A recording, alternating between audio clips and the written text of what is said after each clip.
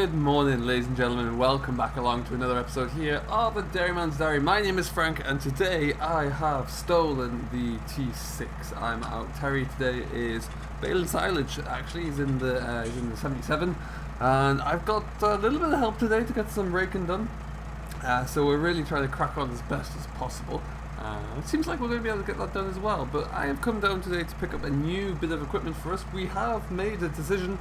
And we've jumped in to go and buy a new bale wrapper. This is it. This is the Anderson bale wrapper, the RB580. It is a round bale orbital wrapper, and it is something that was delivered to this depot by a group called Marwell Machinery, and they are the local dealer. Now, it's something that I wasn't too aware of, but figured it out recently, got in touch with them, and found this for a very good price actually. So this is going to be our new wrapper. It's our final bit of kit really for the season. We're not going to be buying any more, haven't got any more money to spend, but it's going to get some use. We're going to take it straight down and stick it into use now. Now, some of you may remember that we did have like the crew and combi wrapper on, and then we had to give that back unfortunately. So this is kind of as a second reason, or a second resource for us for having to trade that in or return that. So we needed a wrapper. I did look into the option of just getting one of the locals to come in, but ultimately we had a little bit of extra finance kicking around,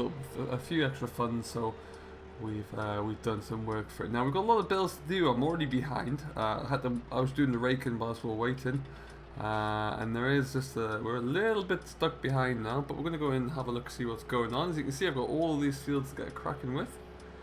Just as soon as I can get going, but we're going to go and see what the boys are doing first, see how it's going. They've stopped there for some reason. I'm not sure quite what's happened, but we'll figure that one out anyway. Still lots for us to get cracking with, so we'll get into there and see what these guys have got, why they've stopped there. That looks like it could be an issue with the Ford. We'll swing in and we'll see what's up. We'll come back to you in a little bit.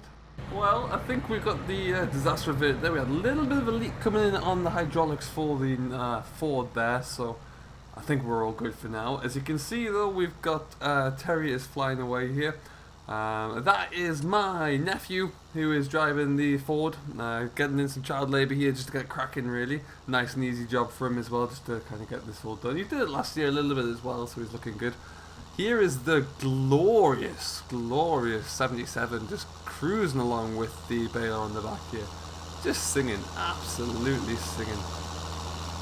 Yeah, doesn't that just look good, folks? The exhaust is flying out with black smoke there, but that's what we want to see. We want to see it working hard.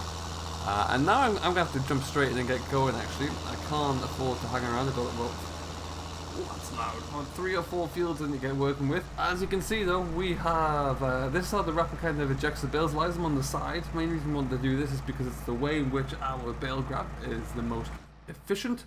Picks up the bales and kind of leaves them on the side there, so it really does work out a little bit better for us.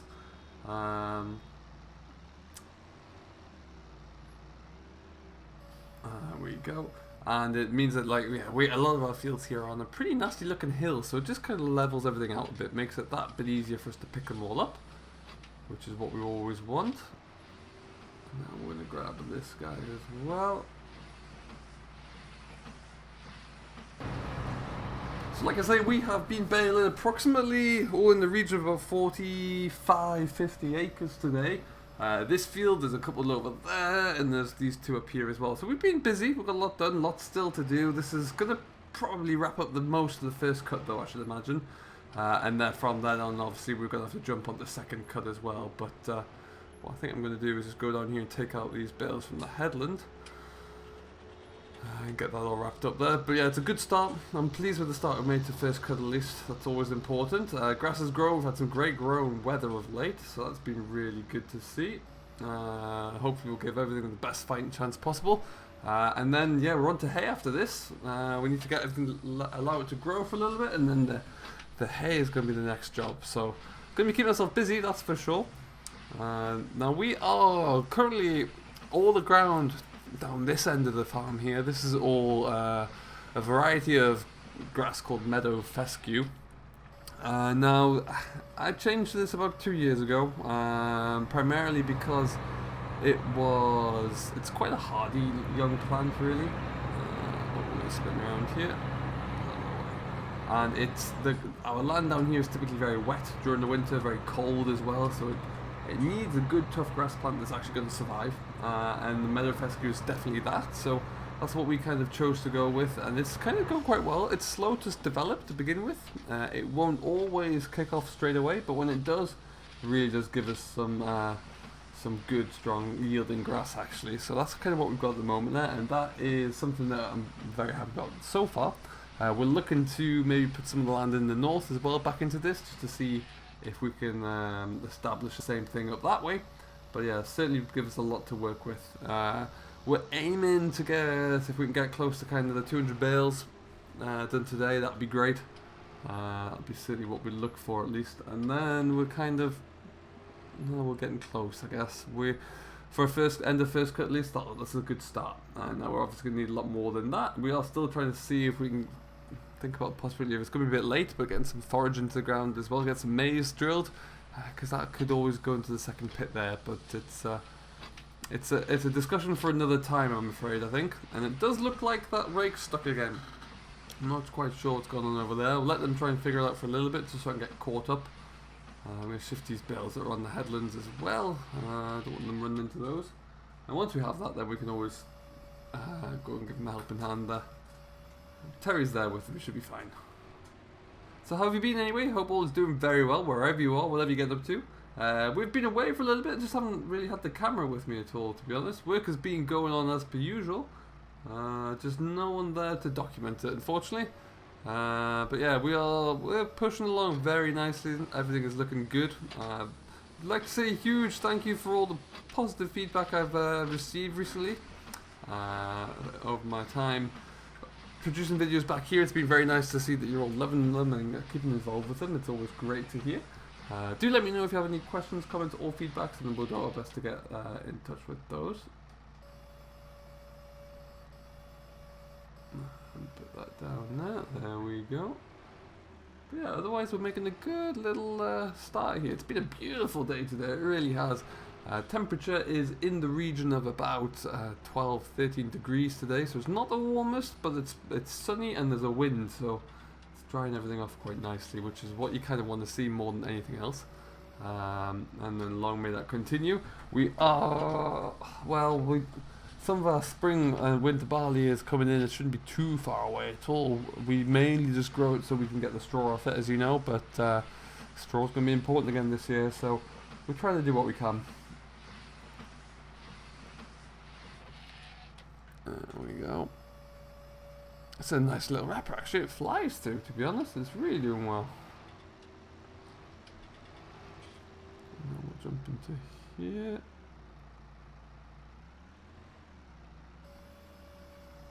Perfect stuff. I wanted a wrapper that was going to be quite quick on the handling of the bales and allow us to kind of really fly through it. And this is evidently really doing a good job.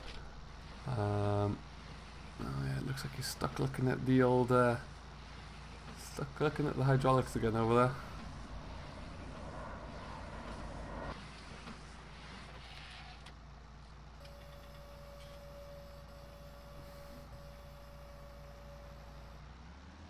Okay, and off we go again.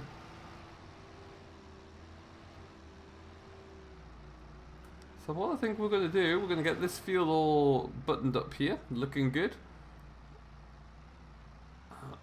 Let's move along a bit. We're going to jump into the next door field as well. There's not as many bales on those ones as one would initially have hoped, but we'll do what we can with them, and then we're going to jump into well, at some point we need to jump into the telehandler and come back down and start to get these stacked. I might be getting a friend to come in and help with those ones. We're just having a few discussions to see when he's available, but we'd like to get them moved sooner rather than later, because typically you don't want to leave them sitting too long once they've started, once they've been wrapped. So they want to be in a position where you can leave them. Now obviously we're not quite there yet, but we'll see what we can do.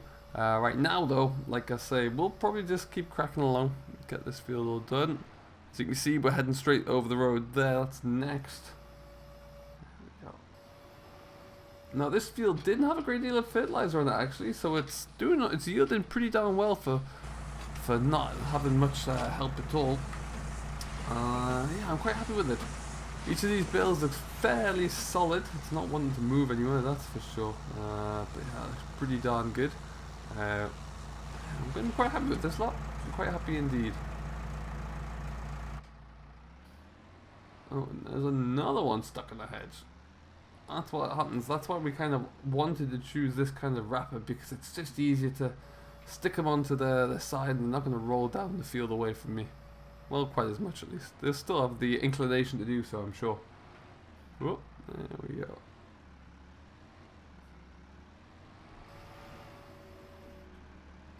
I have to teach my nephew how to use a proper set of sockets, because he can't tighten the hose back up at all there with any of the tools on that tractor. Told him, and God knows how many times.